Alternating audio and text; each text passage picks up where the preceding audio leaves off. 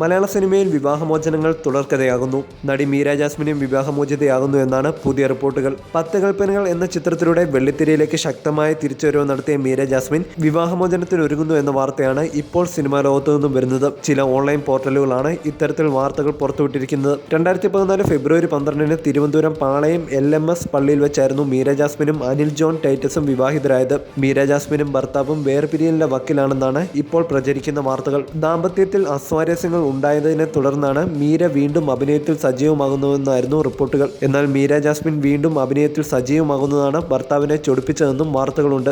അതോ അനിലുമായുള്ള അസ്വാരസ്യത്തിന് ശേഷമാണോ മീര സിനിമയിലേക്ക് തിരിച്ചു വരുന്നതെന്നും പറയപ്പെടുന്നു. എന്നാൽ ഇതുവരെയും ഇരുവരും വേർപിരിയലിനെ കുറിച്ച് പ്രതികരിച്ചിട്ടില്ല.